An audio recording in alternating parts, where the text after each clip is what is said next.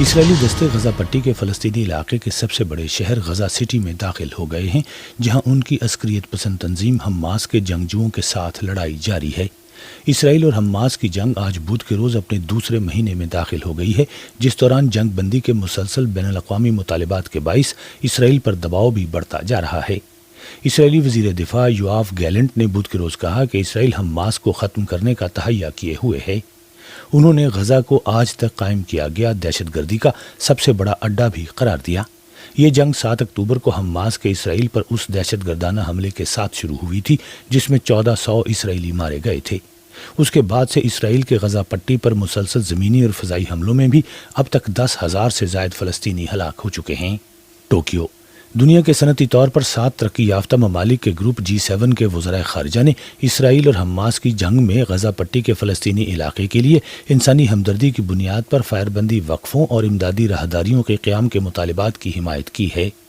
جاپانی دارالحکومت ٹوکیو میں ہونے والے ان وزرائے خارجہ کے ایک اجلاس کے بعد بدھ کے روز جاری کردہ ایک مشترکہ بیان میں کہا گیا کہ یہ تمام ممالک غزہ میں ابتر ہوتے ہوئے بحرانی حالات میں انسانی ہمدردی کی بنیاد پر فوری اقدامات کی ضرورت پر زور دیتے ہیں۔ اس بیان میں یہ بھی کہا گیا کہ ایران کو ممکنہ طور پر حماس کی مدد کرنے کی شکل میں مشرق وسطیٰ کو مزید عدم استحکام کا شکار کرنے کی کوششوں سے پرہیز کرنا چاہیے۔ سنگاپور سعودی عرب آئندہ دنوں میں عرب ریاستوں اور اسلامی ممالک کے 2 ایسے سربراہی اجلاسوں کی میزبانی کرے گا جن میں اسرائیل اور عسکریت پسند تنظیم حماس کے مابین موجودہ جنگ اور غزہ پٹی کی صورتحال کے بارے میں تبادلہ خیال کیا جائے گا۔ یہ بات سعودی عرب کے سرمایہ کاری کے وزیر خالد الفالی نے بدھ کے روز کہی۔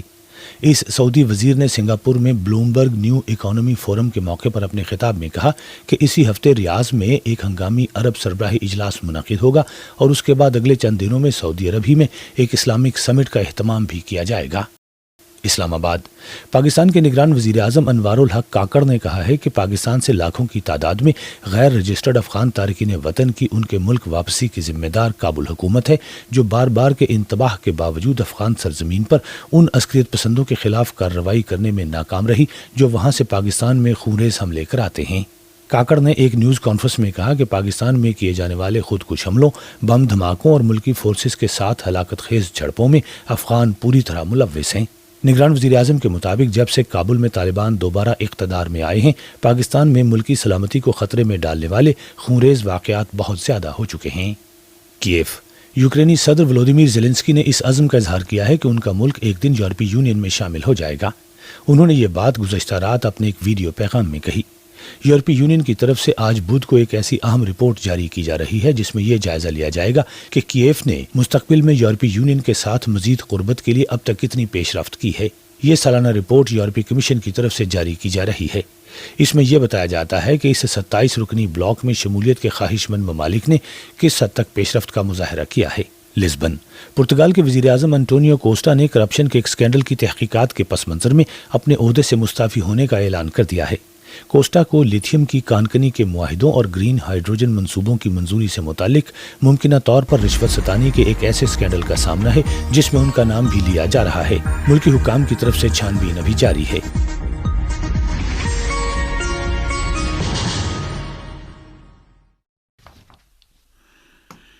غزہ میں رہائشی علاقوں اور مظلوم فلسطینیوں کے مکانات، اسکولوں اور اسپتالوں پر غاصب حکومت کی جارحیت کا سلسلہ جاری ہے۔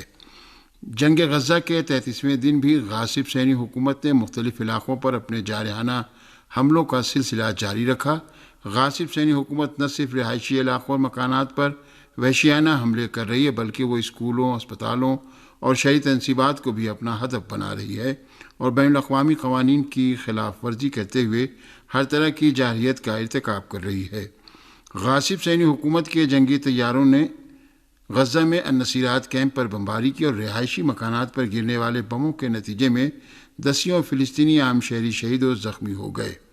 مشرقی غزہ میں الشجاعیہ کے علاقے پر بھی صہیونی جارحیت میں 10 فلسطینی شہید اور دسیوں دیگر زخمی ہوئے ہیں۔ اس درمیان غزہ میں زمینی جنگ کے دوران فلسطینی مجاہدین نے صہیونی فوجیوں کو خاصا جانی اور مالی نقصان پہنچایا ہے۔ فلسطین کی تحریک حماس کے القصام بریگیڈ نے صہیونی جارحیت کے جواب میں تل ابیب اور اس کے اطراف کے علاقوں میں صہیونی فوجی ٹھکانوں پر میزائل حملے کیے ہیں۔ فلسطین کی تحریک حماس کے القصام بریگیڈ نے صہیونی جارحیت کے جواب میں تل ابیب اور اس کے اطراف کے علاقوں من جملہ گوشدان، سدیروت اور ملاسیم کے جوابی میزائل حملوں کا نشانہ بنایا، جبکہ تل ابیب کے مختلف علاقوں میں شدید دھماکوں کی آواز سنی گئی۔ صہیونی ذرائع نے بھی اعلان کیا کہ القسام بریگیڈ کے میزائل حملوں کے بعد بن گورین ایئرپورٹ بند کر دیا گیا۔ القسام کے یہ میزائل حملے ایسے وقت انجام پائے جب صہیونی وزیر جنگ کی تقریر جاری تھی اور نتیجے میں وہ خائف ہو کر پناہ گاہ میں پناہ لینے پر مجبور ہو گیا۔ دوسری جانب صہیونی وزیر اعظم نتن یاہو نے وزیر جنگ اور اپنی جنگ پسندانہ کابینہ کے ایک اور رکن کے ہمراہ ایک مشترکہ پریس کانفرنس میں اعلان کیا ہے کہ وہ جنگ روکنے کا کوئی ارادہ نہیں رکھتے۔ غاصب صہیونی فوج کے کمانڈر نے اعتراف کیا کہ ہم غزہ میں حماس کے خلاف بہت پیچیدہ، مشکل اور بھاری اخراجات والی جنگ میں پھنس گئے ہیں۔ غزہ کے جنوبی محاذ میں صہیونی فوجی کمانڈر یارون فینکل مین نے کہا ہے کہ غزہ میں ہمیں حماس کے خلاف بہت پیچیدہ، مشکل اور بھاری اخراجات والی جنگ کا سامنا ہے۔ غزہ کے قریب ایک نامعلوم علاقے میں ایک ٹینک کے پاس سے گفتگو کرتے ہوئے اس صہیونی فوجی کمانڈر نے دعویٰ کیا ہے کہ بہت عرصے کے بعد ہماری فوج پہلی بار غزہ شہر میں جنگ کر رہی ہے۔ اس صہیونی فوجی کمانڈر نے اعتراف کیا کہ ایک مہینہ قبل حماس نے ہم پر حملہ کر کے ہمیں کاری ضرب لگائی تھی اور ہمیں اپنے مشن میں ناکامی ہوئی اور اس سخت آپریشن نے مجھے آگ میں جھونک دیا۔ صہیونی فوجی کمانڈر نے دعویٰ کیا کہ اس وقت جنگ شروع ہوئی ہے اور اس کے اہداف بھی معین ہو گئے، تاہم صہیونی فوجی کمانڈر نے کہا کہ جنگ بہت ہی سخت اور پیچیدہ ہے اور افسوس کے ساتھ کہنا پڑتا ہے کہ اس جنگ کی ہم بھاری قیمت چکا رہے ہیں۔ غزہ پر غاصب صہیونی فوج کے وحشیانہ حملوں اور اندھا دھند بمباریوں اور فلسطینیوں کی نسل کشی کے خلاف پوری دنیا میں احتجاجی مظاہرے بدستور جاری ہیں۔ ان درمیان ناروے کی دارالحکومت اوسلو میں فلسطینیوں کی حمایت اور صہیونی حکومت کی مذمت میں لوگوں نے انوکھے انداز میں کفن پہن کر مظاہرہ کیا۔ ناروے کے شہریوں نے دارالحکومت اوسلو میں کفن پہن کر ریلوے اسٹیشن کی زمین پر لیٹ کر ان 10,000 فلسطینیوں کی یاد منائی اور انہیں خراج عقیدت پیش کیا جو غاصب صہیونی حکومت کی وحشیانہ بمباری میں شہید ہو گئے۔ سوشل میڈیا پر اس بارے میں وائرل ہونے والی تصاویر کو صارفین کی توجہ بے حد مرکوز ہوئی۔ ان مظاہرین نے کفن پر اب بس جنگ بندی جیسے نعرے لکھے اور عالمی اداروں سے مطالبہ کیا کہ وہ غزہ میں جاری عام شہریوں کا قتل عام بند کرائیں۔ ناروے کے وزیر خارجہ نے غزہ کی صورتحال کی طرف اشارہ کرتے ہوئے وہاں کی بحرانی صورتحال کو وحشتناک قرار دیا۔ انہوں نے کہا کہ غزہ کے عوام دھماکوں کی آوازیں سن کر اور جارحانہ حملوں کی زد میں اپنی زندگی بسر کر رہے ہیں اور نتیجے میں اب تک 10,000 سے زائد قتل کیے جا چکے ہیں، جن میں نصف سے زائد بچے شامل ہیں، جبکہ شہید و زخمی ہونے والوں کی تعداد میں مسلسل اضافہ ہو رہا ہے۔ ناروے کے وزیر خارجہ نے کہا کہ صورتحال یوں ہی جاری رہنے کی ہم ہرگز اجازت نہیں دے سکتے۔ مراکش میں بھی بڑی تعداد میں لوگوں نے سڑکوں پر غزہ کے مظلوم عوام سے اپنی ہمدردی اور یکجہتی کا اظہار کیا۔ مراکش کے شہر طنجہ میں لوگوں نے بڑی تعداد میں سڑکوں پر نکل کر فلسطینیوں سے اپنی یکجہتی کا اظہار کیا۔ مظاہرین نے صہیونی فوج کے ہاتھوں فلسطینیوں کی نسل کشی اور فلسطینی بچوں کے قتل عام کی سخت الفاظ میں مذمت کی۔ دوسری جانب انسانی حقوق کے لیے سرگرم سینکڑوں امریکی یہودیوں نے پرامن طریقے سے مجسمہ آزادی پر قبضہ کر لیا۔ انہوں نے اس موقع پر غزہ کے عام شہریوں پر صہیونی حکومت کی بمباری اور نسل کشی کے خاتمے اور جنگ بندی کا مطالبہ کیا۔ جوئش وائز فار پیس نامی گروہ نے سیاہ ٹی شرٹس پہن رکھی تھیں جن پر یہودی جنگ بندی کے خواہاں ہیں اور ہمارے نام پر نہیں کے نعرے درج تھے۔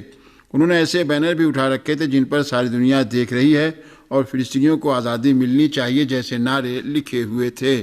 اس سے قبل بھی 10,000 مظاہرین نے واشنگٹن ڈی سی میں مظاہرہ کر کے غزہ پٹی میں فوری جنگ بندی کا مطالبہ کیا تھا اور صہیونی حکومت کی حمایت سے متعلق امریکی پالیسیوں کی مذمت کی تھی۔ یورپ کے اہم شہروں London, Berlin, Paris, coupon ہیگن، Amsterdam اور میلان میں بھی 10,000 افراد نے مظاہرے کیے۔ مظاہرین نے فلسطین کی آزادی اور غزہ پٹی میں فوری جنگ بندی کے نعرے لگائے تھے۔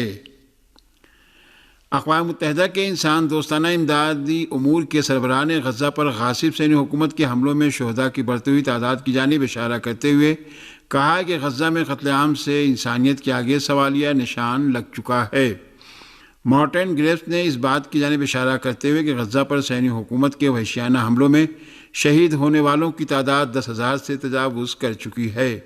غزہ میں ہونے والے قتل عام پر افسوس کا اظہار کیا اور کہا کہ غزہ میں ہونے والے قتل عام سے انسانیت کے آگے سوالیہ نشان لگ چکا ہے۔ اس سے قبل اقوام متحدہ کے سیکریٹری جنرل نے بھی ایک بیان میں کہا تھا کہ غزہ بچوں کے قبرستان میں تبدیل ہوتا جا رہا ہے اور اس علاقے میں روزانہ سینکڑوں بچے اور بچیاں جاں بحق یا زخمی ہو رہی ہیں۔ انہوں نے انسان دوستی پر مبنی جنگ بندی، غزہ کو مزید امداد بھیجے جانے، نیز عام شہریوں، اسپتالوں، اقوام متحدہ کی عمارتوں، پناہ گاہوں اور اسکولوں کی حفاظت کا مطالبہ بھی کیا۔ واضح ہے کہ فلسطین کی وزارت صحت ترجمان نے کہا کہ غزہ پٹی پر غاصب صہیونی حکومت کے وحشیانہ حملوں میں 10,000 سے زائد افراد شہید ہو چکے ہیں۔ صہیونی وزیر اعظم نے غزہ میں 3 روزہ جنگ بندی کے امریکی صدر بائیڈن کی درخواست کو مسترد کر دیا۔ اس سے قبل رپورٹ دی گئی تھی کہ امریکی صدر بائیڈن نے صہیونی حکومت کے وزیر اعظم نیتن سے کہا تھا کہ قیدیوں کے مسئلے کے حل کے لیے جنگ غزہ 3 روز کے لیے روک دی جائے، مگر نیتن نے بائیڈن کی درخواست کو مسترد کر دیا۔ امریکی اور صہیونی حکام کا کہنا ہے کہ بائیڈن کی اس تجویز کے مطابق 3 روزہ جنگ بندی میں غزہ میں اسرائیلی قیدیوں رہا کرانے میں مدد ملے گی۔ ایک امریکی عہدیدار نے اس رپورٹ پر رد عمل کا اظہار کرتے ہوئے کہا ہے کہ امریکہ نے اسرائیل اور قطر کو جو تجویز بھیجی اس میں ان اسرائیلیوں کو رہا کرانے کی کوشش شامل ہے جنہیں غزہ میں حماس نے قیدی بنا کر رکھا ہے۔ اس سے قبل وائٹ ہاؤس نے کہا تھا کہ امریکی صدر اور صہیونی حکومت کے وزیر اعظم کے درمیان صہیونی قیدیوں کو رہا کرانے کی غرض سے غزہ میں جنگ بندی کے بارے میں گفتگو ہوئی ہے۔ صہیونی ذرائع نے اعتراف کیا کہ طوفان الاقصی آپریشن اور غزہ کے خلاف جنگ کے غاصب اسرائیلی حکومت کے سیاحتی شعبے پر تباہ کن اثرات مرتب ہوئے ہیں۔ طوفان الاقصی آپریشن اور غزہ کی جنگ نے صہیونی حکومت کے سیاحتی شعبے پر تباہ کن اثرات مرتب کیے ہیں، یہاں تک کہ اکتوبر کے مہینے میں مقبوضہ فلسطینی سرزمین کی سیاحت کرنے والوں میں 76% کمی واقع ہوئی ہے، جبکہ تل ابیب جانے والی بہت سی پروازوں کو کینسل کر دیا گیا ہے۔ صہیونی حکومت کے سیاحتی مرکز نے ایک رپورٹ میں کہا ہے کہ اکتوبر کے مہینے میں 89.7 سیاح مقبوضہ فلسطینی سرزمین میں داخل ہوئے، جبکہ سن 2022 میں اسی عرصے کے دوران 3,69,000 سیاحوں نے ان علاقوں کی سیاحت کی تھی۔ اس مرکز نے ایک رپورٹ میں کہا کہ 7 اکتوبر کو جنگ شروع ہونے کے بعد سے تل ابیب میں واقع بن گورین ایئرپورٹ کی پروازوں میں 80% تک کمی واقع ہو چکی ہے۔ دوسری جانب غیر ملکی ایئر لائنز نے بھی مقبوضہ فلسطینی سرزمین میں جانے والی اپنی پروازیں بند کر دی ہیں۔ ان پروازوں میں فلائی دبئی اور بلوبرڈ شامل ہیں۔ غزہ پٹی میں غاصب اسرائیل کے مظالم نے صہیونی حکومت کے اقتصاد کو بھاری نقصان پہنچایا ہے۔ صہیونی حکومت کے تخمینے کے مطابق اس جنگ کے نتیجے میں اسے 200 ارب شکل یعنی $51 ارب کا نقصان ہوگا۔ مشرقی شام میں کونیکو گیس فیلڈ میں امریکی فوجی اڈے پر حملہ ہوا ہے۔ مشرقی شام میں رقہ کے مضافات میں واقع کونیکو گیس فیلڈ میں امریکی فوجی اڈے پر حملہ ہوا۔ خبری ذرائع نے اس امریکی فوجی اڈے میں متعدد دھماکوں کی آوازیں سنائی دینے کی خبر دی ہے۔ غزہ پر صہیونی حکومت کی وحشیانہ بمباریوں کے بعد شام اور عراق میں امریکی فوجی اڈوں پر حملوں میں تیزی آئی ہے۔ اس سے پہلے عراق کی اسلامی استقامت نے بھی اربیل میں امریکی فوجی اڈے پر ڈرون حملے کی خبر دی تھی۔ عراق کی اسلامی استقامت کے بیان میں آیا ہے کہ شمال عراق میں حریر کے علاقے میں غاصب امریکی فوجیوں کے اڈے پر 2 ڈرون طیاروں کے ساتھ حملہ کیا گیا۔ یہ ڈرون اپنے ہدف پر جا لگے۔ اس سے قبل المیادین ٹی وی چینل نے بھی رپورٹ دی تھی کہ عراق کے کردستان علاقے میں واقع اربیل میں امریکی فوجی اڈے پر حملہ کیا گیا ہے۔ دہشت گرد امریکی فوجیوں کے اڈے پر یہ حملہ ایک خودکش ڈرون کے ساتھ کیا گیا۔ اور آخر میں خبر کہ پاکستان کے نگراں وزیر اعظم انوار الحق نے کہا ہے کہ افغانستان میں عبوری حکومت اقتدار میں آنے کے بعد پاکستان میں دہشت گردی میں اضافہ ہوا ہے۔ پاکستان کے نگراں وزیر اعظم نے غیر قانونی طور پر مقیم افغان مہاجرین کے انخلاء کے اپنی حکومتی فیصلے کے دفاع میں کہا کہ افغان عبوری حکومت آنے کے بعد پاکستان میں دہشت گردی میں اضافہ ہوا۔ ان کا کہنا تھا کہ ملک میں بدامنی پھیلانے میں غیر قانونی طور پر مقیم غیر ملکیوں کا زیادہ ہاتھ ہے۔